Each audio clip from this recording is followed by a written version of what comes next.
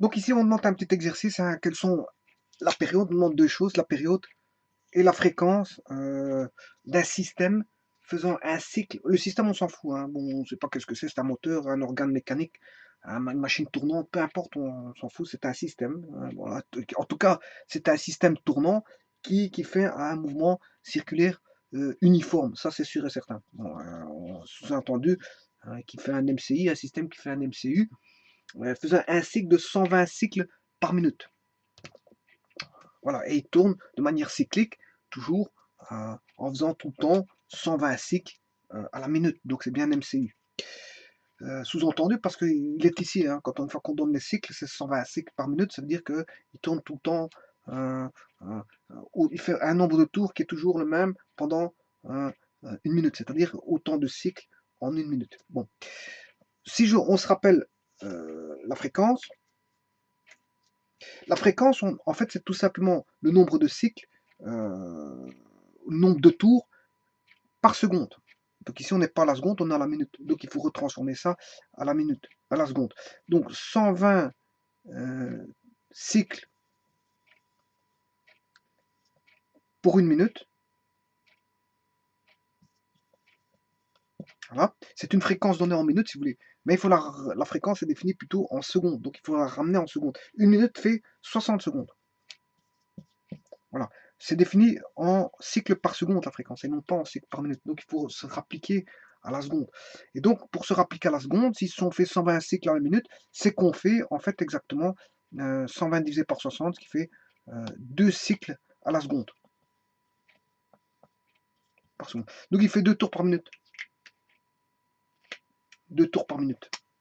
Donc, ici, la machine tournante, le système, peu importe ce que c'est, en tout cas, c'est quelque chose qui tourne, et qui fait un MCU, ça c'est sûr, eh bien, il fait 2 tours à la seconde.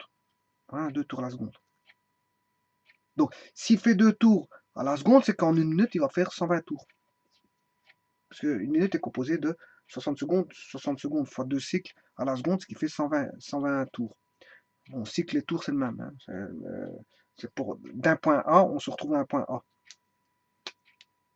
D'un point A, je tourne et je reviens au point A. Là, j'ai fait un cycle. D'ailleurs, c'est pour ça qu'on dit une bicyclette. Bicyclette parce qu'en fait, d'un point A, on revient au point A. Chaque fois, on cycle, les roues cyclent en fait. Mais ici, le problème, c'est que le MCU, c'est en mouvement circulaire uniforme. Parce qu'avec un vélo, on cycle, d'accord, mais on peut faire des MCU AOC en accélérant hein, ou en décélérant. Donc, ici, maintenant, la période, on définit la période, ben, c'est le temps nécessaire pour faire un tour. Le temps nécessaire pour faire un tour.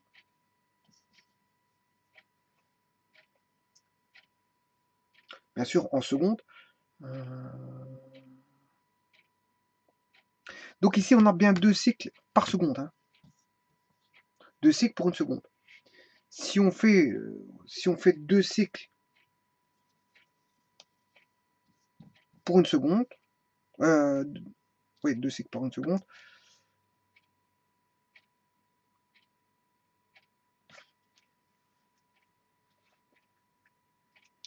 donc pour faire un tour, pour faire un cycle, puisque la période est définie pour un tour.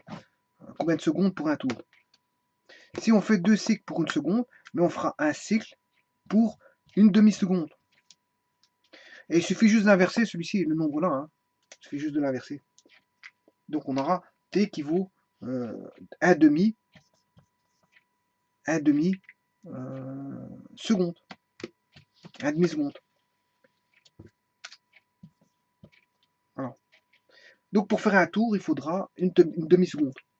Puisqu'on fait deux cycles en une seconde. Mais on fait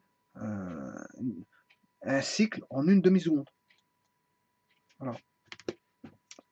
Là, on fait 2 cycles. La fréquence me dit qu'on fait 2 cycles en une seconde. Mais grâce à l'information de fréquence, ça veut dire que... ouais, qu'est-ce qui fait que c'est un inverse? Mais c'est tout simplement parce qu'on a un ici. Hein. C'est parce que c'est donné pour une seconde. La fréquence est donnée pour une seconde. Donc fatalement, ici, si je fais le rapport pour un cycle, vous voyez que c'est ça qui fait les inversions. Hein. Je cherche pour un cycle. J'ai une seconde ici. Et j'ai un cycle ici. Mais c'est la base, elle est unitaire ici. C'est une base unitaire. Donc fatalement, je vais avoir un rapport qui est inversement proportionnel. Parce que si ici, pour passer de 2 à 1, qui est la base d'un cycle, pour la période, eh bien, j'ai dû diviser par 2. Et donc là, quand on va diviser par 2, bon, on va diviser par 2 quoi? Ben, l'unité. On va diviser par 2 l'unité. Et diviser par 2 l'unité, ça revient à reprendre l'inverse du nombre qu'on a là. Donc on aura un demi.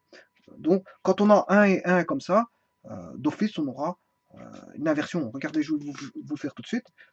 Je vais vous faire tout de suite en démonstration. Donc j'ai x qui donne une unité, mais j'ai un qui donne y. Donc, si je cherche le y, que vaut le y, connaissant le x, eh bien là on doit diviser par x pour avoir 1. Donc là je dois diviser par x, le 1 divisé par x pour avoir y. Donc je vais avoir y vaudra 1 sur x. 1 divisé par x donne y. Donc si ceci c'est la fréquence, et ceci la période, la fréquence vaut x, et bien, et y la période, ben on voit tout de suite que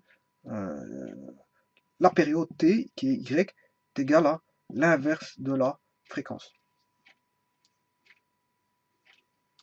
Voilà pourquoi ils sont inverses l'un de l'autre, période de fréquence. Parce qu'en fait, ils sont donnés sur base d'une base unitaire.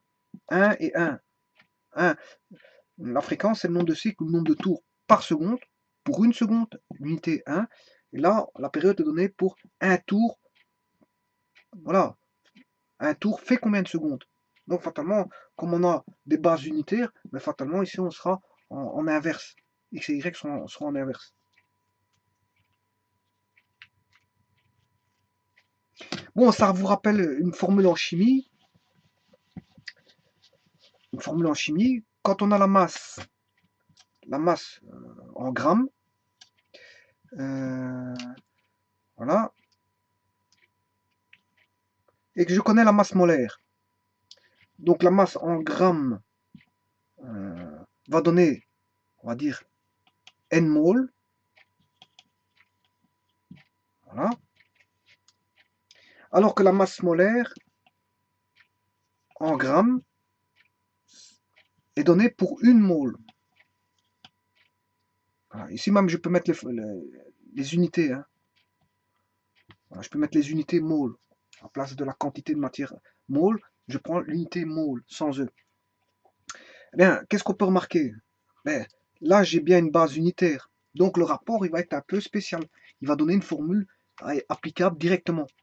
C'est-à-dire qu'ici, si je cherche N, connaissant la masse du composé que l'on a en présence, voilà, et d'une masse molaire qui est constante, qui dépend, veut dire, de la molécule en présence, hein, eh bien, qu'est-ce qu'on peut avoir?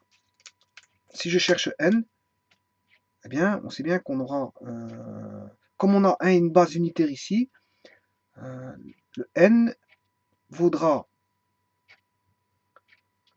N sur 1, N sur 1 vaudra N sur M. Voilà. Mais comme on a toujours N sur 1, bon, divisé par 1, c'est comme si on n'avait rien fait. Le 1, il est neutre pour la multiplication, donc forcément, son inverse est aussi neutre. La division par 1 est aussi neutre. Donc ça ne change pas. N sur 1 donne N. Et ça vous donne une formule qui est directement exploitable, qui est la masse en grammes divisé par la masse molaire, va donner le nombre de moles en présence par le biais d'une masse M en grammes.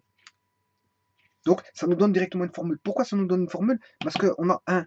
Si on n'avait pas eu 1, là, il faudrait prendre en considération une quantité K, hein, qui passerait de l'autre côté, fois K. Mais c'est pas le cas. Comme c'est pas le cas, donc on a K égale 1, mais fatalement, ça nous donne une formule directement exploitable qu'on utilise directement en chimie. Il n'y a pas besoin de faire les lois de pondération, enfin, on n'a pas besoin de faire les règles de 3, puisqu'on a une formule directement exploitable. Et bien ici, c'est la même chose. Je n'ai pas besoin de faire des règles de 3, parce que j'ai une règle directement exploitable. Puisque j'ai 1 et 1 ici, ben, la fréquence sera l'inverse de la période, simplement. Donc la fréquence, ça sera le nombre de c'est le nombre de cycles, le nombre de tours par seconde.